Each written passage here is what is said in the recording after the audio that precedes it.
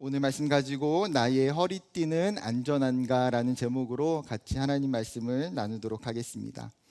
성경에 보게 되면 하나님께서 선지자들에게 상징 행위를 통해서 명령하실 때가 있습니다. 성경 전체적으로 대부분 구약 성경인데 구약 성경에 보게 되면 상징 행위가 30여 개가 등장합니다. 그리고 그 중에 반절에 이르는 분량이 에레미야서에 한정되어 있습니다. 그만큼 하나님께서 에레미야에게는 특별히 상징 행위를 통해서 하나님의 말씀과 예언을 전해주고 계세요. 예를 들어서 13장에 보면 결혼하지 말라, 잔치집에 가지 말라, 초상집에 가지 말라. 19장에 보게 되면 토기장이의 항아리를 깨트리게 하셨고, 27장과 28장에 보게 되면 멍에를 매는 상징 행위를 하도록 하셨어요. 32장에서는 아나돗에 있는 땅을 사라고 이야기하시는 것을 보게 됩니다. 즉 여러 개의 어떤 상징적인 행위, 행동들을 통해서 하나님은 자신의 마음과 자신의 메시지를 전달하셨어요. 오늘 본문에도 한 가지의 상징 행위가 등장하고 있습니다. 이 본문을 쉽게 이해하기 위해서는 오늘 본문이 어떤 구조로 쓰여져 있는지를 살펴볼 필요가 있습니다. 본문의 구조는 굉장히 단순합니다. 총 4단락인데요. 처음 3단락은 하나님의 등장과 명령 그리고 에레미야의 순종과 반응으로 나타나 있습니다. 1절과 2절, 3절과 5절, 6절과 7절에 동일한 패턴이 3번이나 반복되는 것을 볼 수 있습니다. 그리고 8절부터 11절까지는 이 상징 행위가 가지고 있는 의미가 무엇인지 설명해 주고 계십니다. 그러면 오늘의 본문 속으로 들어가 봅시다. 하나님께서 에레미야에게 첫 번째의 명령을 내리세요. 너는 가서 뱃띠를 사서 내 허리에 띠고 물에 적시지 말라고 명령하십니다. 여러분, 고대 사회의 옷은 천 하나를, 큰 천을 가지고 그 가운데를 구멍을 내서 입거나 혹은 천 2개를 가지고 머리와 팔을 넣을 수 있는 구멍만 남겨두고 꿰매는 굉장히 단순한 옷이었습니다. 심지어 그것도 옷의 길이가 굉장히 발목까지 길게 늘어뜨려져 있었습니다. 이런 옷을 입고 밖에 나가서 일을 하거나 활동을 한다는 것은 사실 굉장히 불편할 수밖에 없어요. 그렇기 때문에 옷을 묶을 수 있는 띠가 항상 필요했습니다. 오늘 본문에는 배로 만든 띠가 상징 행위의 도구로 사용되고 있어요. 여기서 배라고 하는 것은 아마라고 하는 식물에서 추출된 고운 실을 이야기합니다. 성경의 다른 말로는 뭐라고 번역하고 있냐면요, 세마포라고 이야기해요. 즉 세마포로 만든 띠를 지금 이야기하는 거겠죠. 당시의 배옷은, 배띠는 가격이 굉장히 높아서 귀족이나 부자들에게만 사용이 되어졌습니다. 예를 들어서 애굽의 왕이 요셉이 총리가 되자 어떻게 합니까? 그에게 자신이 끼고 있던 반지를 끼워주고 요셉에게 세마포로 만든 고운 옷을 선물해 줍니다. 즉 세마포 옷을 통해서 그가 더 이상 죄수의 신분이 아니라 이 애굽 땅에서 존귀한 자가 되었음을 상징적으로 보여주고 있는 거예요. 부자와 귀족 외에도 이런 배띠나 배옷을 착용하는 또 다른 대상이 있었는데 누굴까요? 바로 제사장이었습니다. 출애굽기 28장 39절에 제사장의 의복에 대해서 이렇게 이야기합니다. 너는 가서 배실로 반포 속옷을 짜고 가는 배실로 관을 만들고 띠를 수놓아 만들지니라. 즉 제사장이 입는 옷 중에서는 배실, 세마포로 만든 속옷과 띠와 관이 있다라는 거예요. 그렇다면 오늘 본문에 나온 배띠는 어쩌면 제사장이 착용했던 그 허리띠를 이야기하는지도 모르겠습니다. 더욱이 그럴 수 있는 가능성은 에레미야는 어떤 사람이에요? 제사장 가문의 출신이었기 때문에 이 배로 만든 띠, 세마포로 만든 띠가 자신에게는 사실 굉장히 익숙한 물건이었어요. 이 배실로 만든 제사장의 의복은 거룩함과 영화로움을 상징하는 도구였습니다. 이러한 거룩함과 영화로움의 상징을 가지고 있는 또 다른 대상이 있었어요. 누구냐면 하나님의 백성인 남유다 이스라엘 백성이었습니다. 그들은 하나님으로부터 거룩하고 영화로운 백성으로 선택받은 자들이에요. 오늘 본문에서도 하나님은 11절에 보게 되면 그들의 정체성과 신분을 이렇게 말씀하십니다.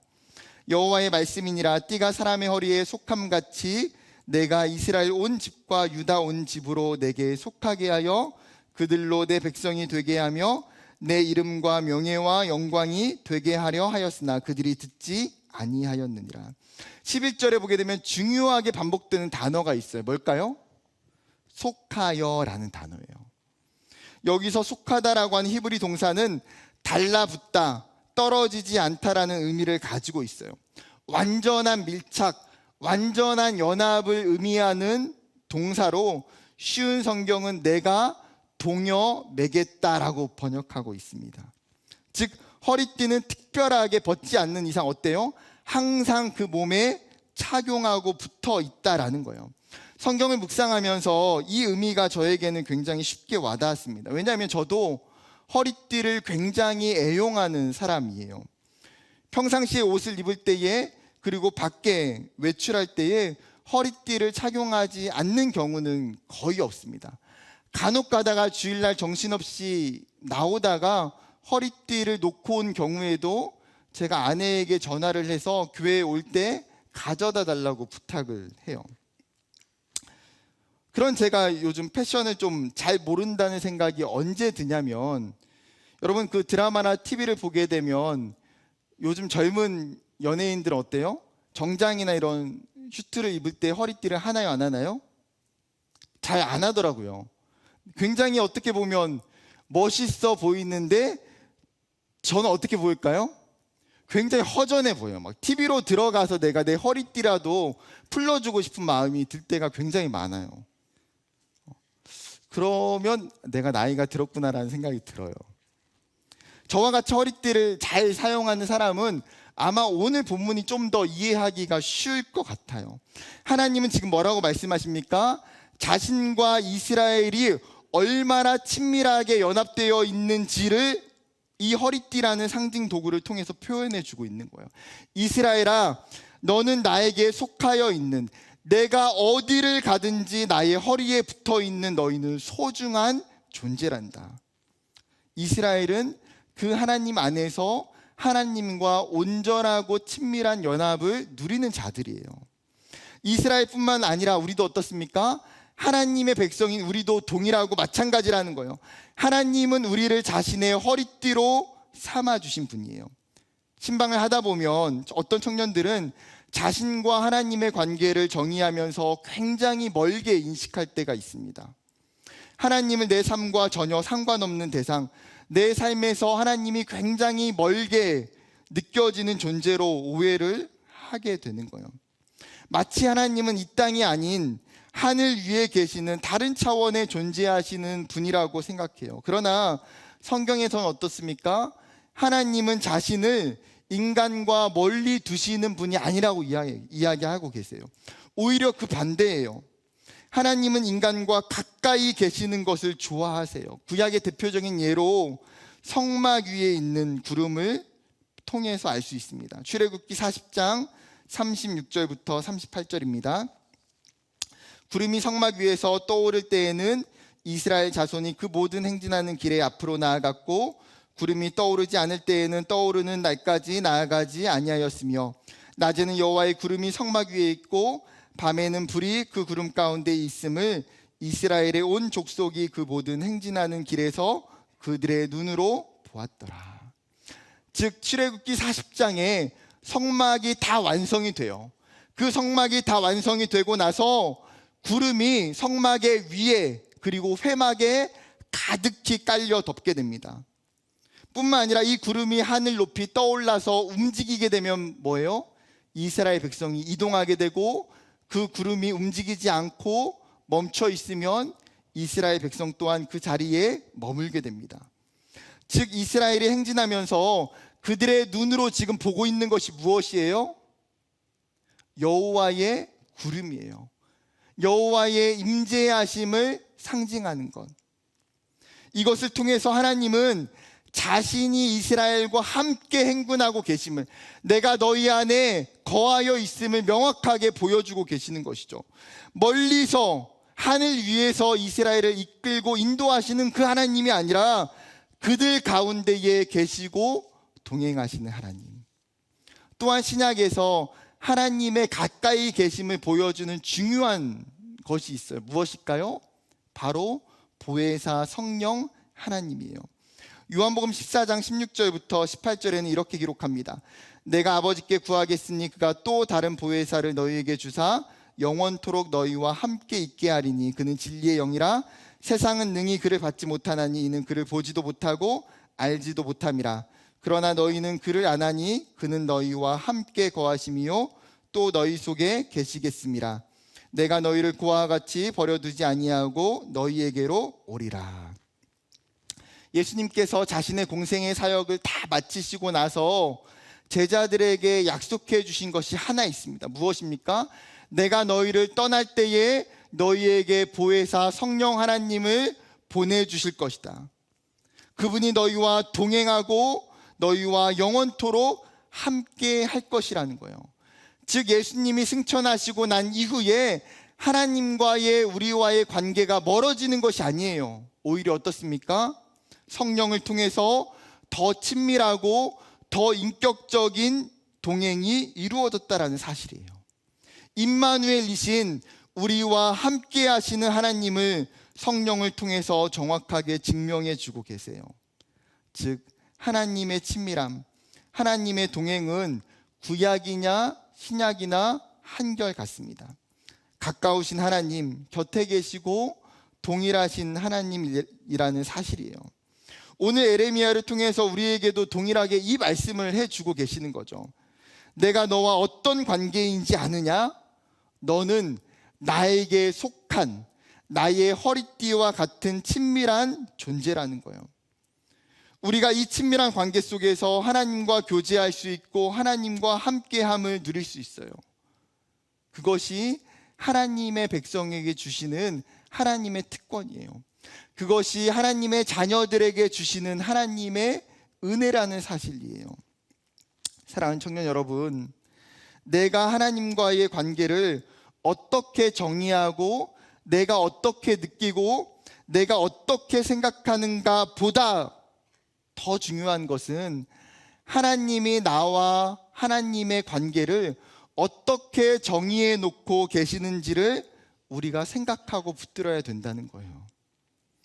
나의 생각으로 하나님의 관계를 이해하는 것보다 지금 나의 감정으로 지금 내가 무엇을 하고 하지 않고로 인해서 나와 하나님의 관계의 척도를 결정하는 것이 아니라 이미 하나님께서 설정해 놓으신 이 관계를 우리가 명확하게 붙들어야 된다는 사실이에요. 그 설정의 핵심은 무엇입니까? 하나님이 나를 그분 안에 속하여 두셨다는 거예요. 하나님이 저와 여러분을 자신의 허리에 묶으셨어요. 저와 여러분을 자녀로 택하시고 부르셨어요. 우리가 오늘 말씀을 통해서 이 관계를, 이 진리를 가장 먼저 붙들고 나아가는 저와 여러분이 되기를 주님의 이름으로 축복합니다. 다시 본문으로 돌아와서 에레미야는 하나님의 명령에 따라서 띠를 사서 허리에 띄었어요. 그런데 하나님이 한 가지의 명령을 더 내리고 계세요. 거기에 보면 무엇입니까? 금기사항을 이야기하시는데 바로 허리에 띠를 물에 적시지 말라는 거예요. 성경에 보게 되면 물이라고 하는 용례가 굉장히 여러 가지 용례로 사용이 됩니다. 그런데 여기에서 물은 하나님이 공급하시는 생명수와 정반대가 되는, 즉 변질되고 오염된 세상을 상징하는 것이 여기에서 이야기하고 있는 물이에요. 그렇기 때문에 물에 적시지 말라고 하는 이 명령의 의미는 무엇일까요? 이스라엘에게 하나님이 지금 반복적으로 이야기하고 계시는 말씀이에요. 하나님 외에 다른 것을 의지하지 말라라고 하는 것을 이야기하시는 거예요. 에레미야서를 시작하면서 2장 13절에도 이렇게 말씀하십니다. 같이 읽어볼까요? 2장 13절 시작. 내 백성이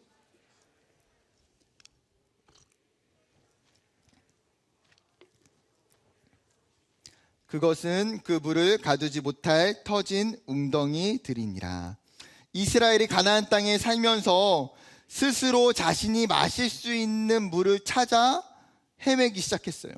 지금 하나님이 에레미야를 통해서 이 죄악들을 경고하시는 거예요. 너희가 다른 물을 마시면 안 된다. 이 꼴, 너희가 다른 물에 적셔서는 안 된다는 거예요. 왜 적셔서만 안 되는지는 후반부에 하나님께서 이야기하세요. 그리고 나서 4절에 보게 되면 두 번째 명령이 나옵니다. 4절, 너는 사서 내 허리띠를 띤 띠를 가지고 일어나 유브라데로 가서 거기서 그것을 바위 틈에 감추라 하시기로. 이 띠를 가지고 어떻게 하라고요? 유브라데 강에 가서 그 띠를 강에 있는 바위 틈에 숨기라는 거예요. 여러분, 지도를 보면 유브라데는 오늘 유프라테스 강이라고 이야기하는 곳입니다. 메소포타미아라고 하는 글씨 아래로 길게 흘러가는 물줄기예요. 이곳은 창세기에 등장하고 있는 4가지의 강 중에서 하나로 이스라엘 북동쪽에서 대략 1000km에서 1200km가 되는 먼 거리에 있는 위치예요. 걸어서는 좋기 4달 정도가 걸리는 거리입니다. 에스라가 나중에 이스라엘 공동체가 포로 귀환하게 될 때에 이 근처에서 이동을 하게 돼요. 그런데 빠른 길로 이동했는데 그들이 몇 달 걸렸어요? 성경에 보게 되면 4달이 걸렸다라고 이야기하고 있어요. 이곳은 바벨론의 주요 도시들이 있었던 지역입니다. 생각해 보세요. 여러분, 단순히 허리띠를 숨길 수 있고 버린다면 다른 곳도 있고 아니면 이스라엘, 예루살렘 안에 어떤 지역에 숨길 수도 있잖아요. 그런데 굳이 1000km가 넘는 그 먼 거리를 가서 숨기게 하신 이유가 무엇일까요? 하나님이 지금 이 에레미야를 통해서 이 상징 행위를 통해서 남유다의 미래에 대해서 지금 경고하고 예언하고 계시는 거예요. 너희가 아무리 나의 허리띠고 나의 백성이고 너희가 거룩하고 영화로운 존재라고 할지라도 너희가 나를 떠나서 살아갈 때에 내 허리띠를 유브라데로, 즉 바벨론의 포로로 보낼 것이라는 하나님의 계획을 이 상징 행위를 통해서 말씀하시는 거예요. 에레미야는 하나님의 명령대로 그 먼 곳에 가서 그 띠를 숨겨두고 돌아옵니다. 성경은 단순하게 몇 구절로 이 엄청난 여정과 시간을 전부 생략해버려요.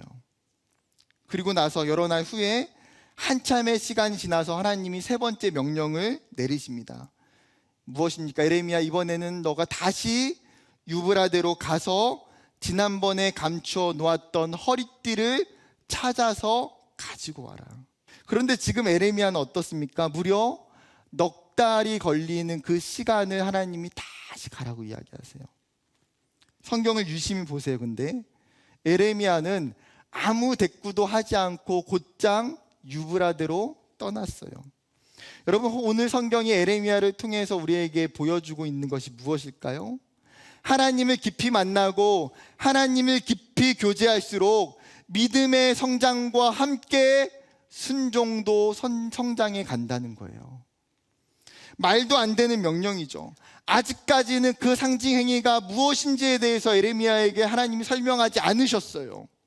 어떤 의미인지 이해할 수 없는 이 명령까지도 지금 에레미야는 순종하고 있다라는 거예요. 여러분, 믿음이 성장하고 있는데 순종이 성장하지 않는다는 것은 사실 그것도 말이 되지 않는 일이에요. 사랑하는 여러분, 우리의 믿음이 자랄 때에 우리의 순종도 성장하기를 주님의 이름으로 축복합니다. 때로는 이해되지 않는 일들도 굉장히 많아요. 때로는 어떤 의미인지 모르고 따라야 될 일들도 굉장히 많아요. 때로는 내가 왜 해야 되는지, 그리고 지금 내가 해야만 하는지라고 의문을 갖는 일들도 굉장히 많아요. 그러나 그것이 하나님의 말씀이라면, 그것이 하나님의 명령이라면 에레미야와 같이 순종할 수 있기를 원해요. 단 한 번도 하나님을 순종하는 사람들에게 하나님이 망하게 하시는 일이 없어요. 하나님은 단 한 번도 순종하는 사람을 후회하게 하신 적이 없어요. 순종의 걸음은 항상 은혜의 빛을 비추는 등대였음을 기억하는 저와 여러분 되기를 소망합니다. 다시 본문으로 돌아와서 유브라데에 가서 감추었던 곳을 파고 띠를 꺼내서 보니까 어때요? 띠가 썩어져 있었어요. 당연하죠. 띠가 물가에 있었고 근처 바위 틈에 숨겨놨으나 강의 습기와 물로 인해서 젖게 되고 시간이 지나면 조금씩 부패하게 돼요.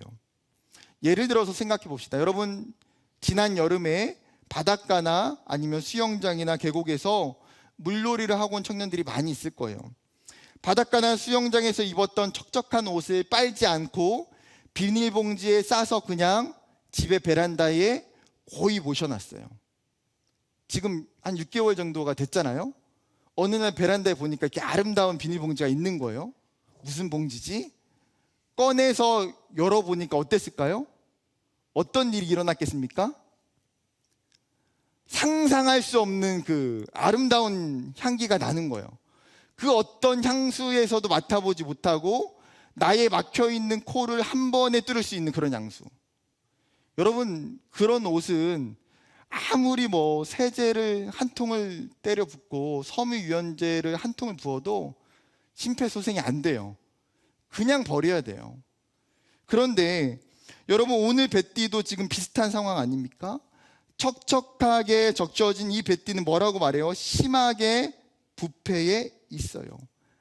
하나님은 지금 에레미야에게 어쩌면 의도적으로 그 뱃띠가 썩어질 만큼의 시간을 두고 난 뒤에 그에게 다시 찾아가서 가지고 오라고 말씀하신 거예요. 그러면 이 이해할 수 없는 이 상징행위의 의미가 무엇인지를 파악해야 돼요. 특히나 여러분, 첫 번째 하셨던 그 명령과 두 번째 하셨던 명령이 충돌하고 있잖아요. 첫 번째 뭐라고 했습니까? 뱃띠를 사서 물에 적시지 말라고 하셨어요.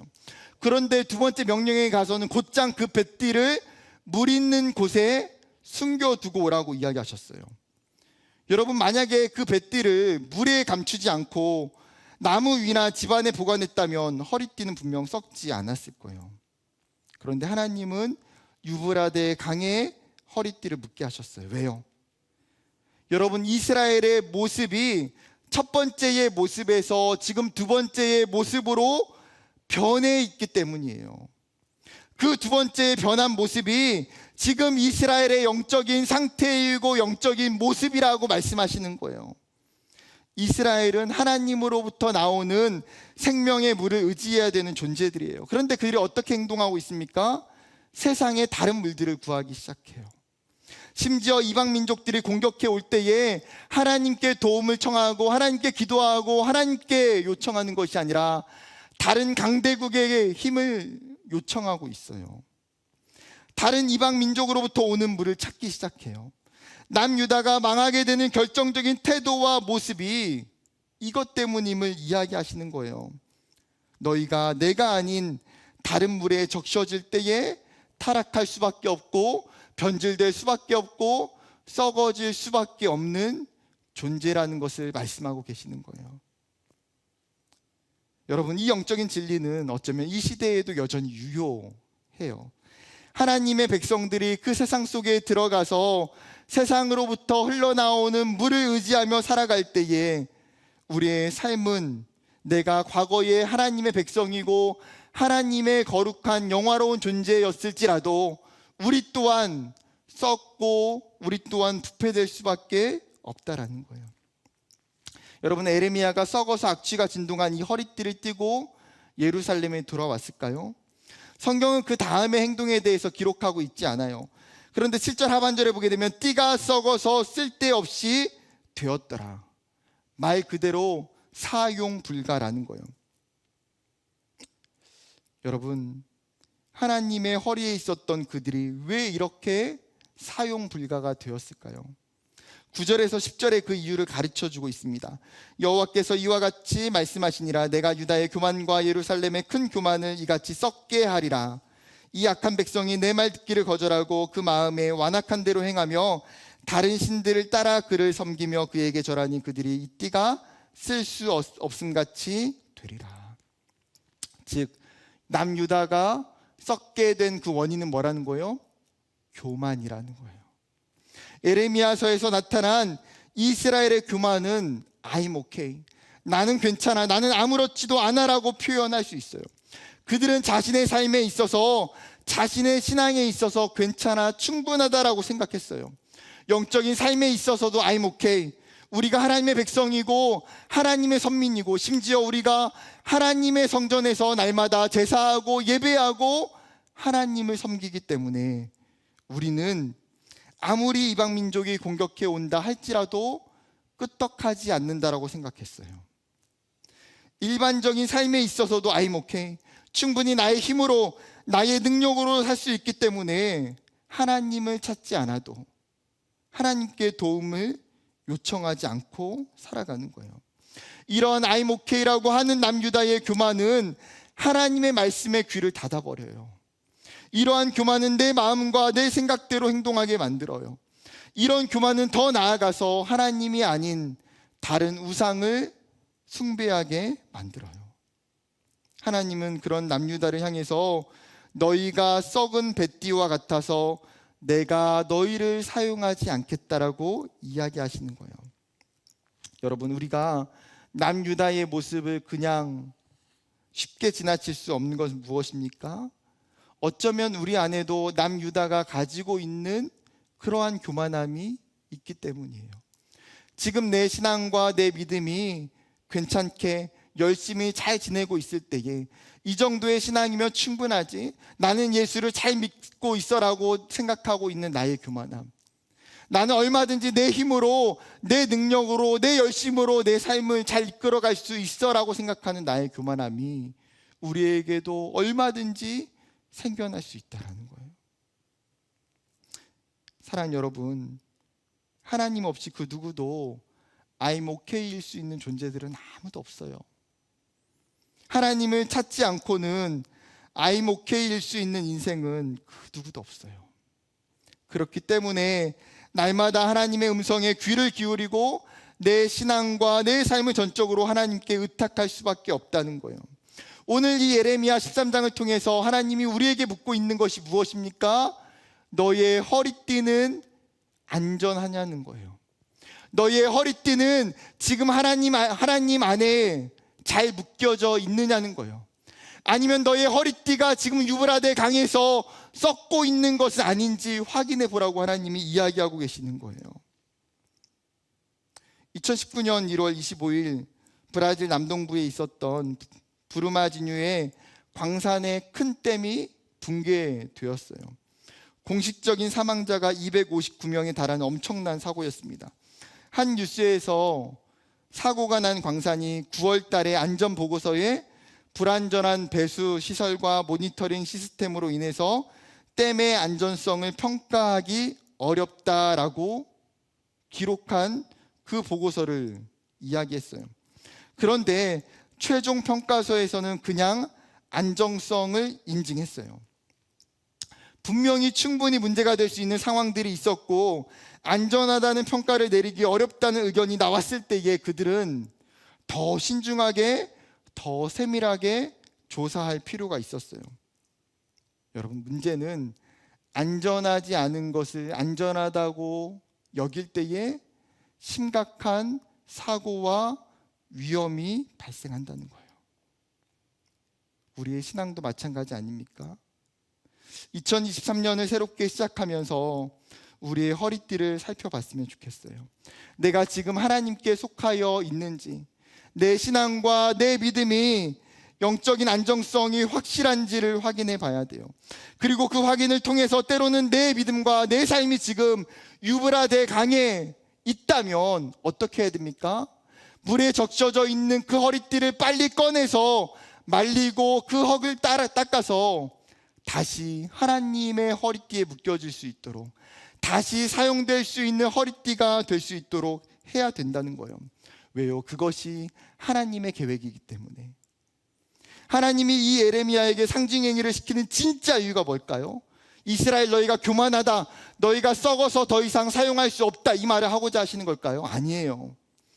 본문의 하이라이트는 11절이에요.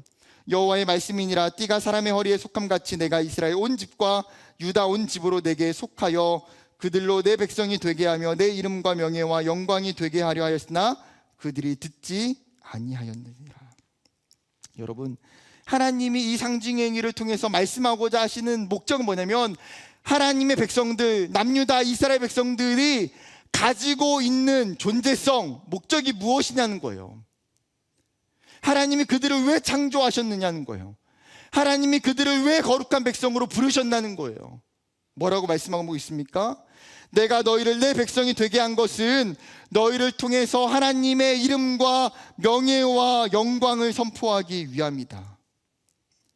하나님은 그 이스라엘 백성들을 통해서 하나님의 이름을 전하시고 하나님이 누구인지 이방 가운데 선포하기를 원하시고 수많은 사람들에게 하나님을 찬양하고 하나님을 찬송하게 하기 위해서, 궁극적으로 하나님의 영광이 되게 하기 위해서, 그것이 그들의 목적이고 하나님이 그들에게 주신 소명이에요. 그런데 이 거룩한 소명과 이 거룩한 목적이 깨진 것은 그들의 교만함으로 인해서 그들이 하나님의 음성을 듣지 않았기 때문이에요. 사랑하는 여러분, 오늘 말씀을 통해서 다시금 우리의 모습을 깊이 생각해 봤으면 좋겠습니다. 하나님은 오늘 본문을 부정적인 메시지를 주고자 하시는 것이 아니에요. 너무나 분명하게 우리에게 소망의 말씀을 주고자 하심이에요. 그것은 너희가 하나님께 속한 존재이다. 너희가 하나님께 속한 존재이다. 그리고 너희의 삶은 나의 명예와 나의 영예와 나의 영광을 위해서 지어진 존재이다. 여러분, 그것이 저와 여러분의 삶의 목적이고 이유인 줄 믿습니다. 올 한 해 2013년을 살아가면서 우리가 하나님 앞에 더 겸손하게 우리의 교만함을 내려놓고 하나님 말씀에 순종하며 하나님께 정말 쓰임받고 하나님의 영광으로 살아가는 도구가 되기를 주님의 이름으로 간절히 축복합니다.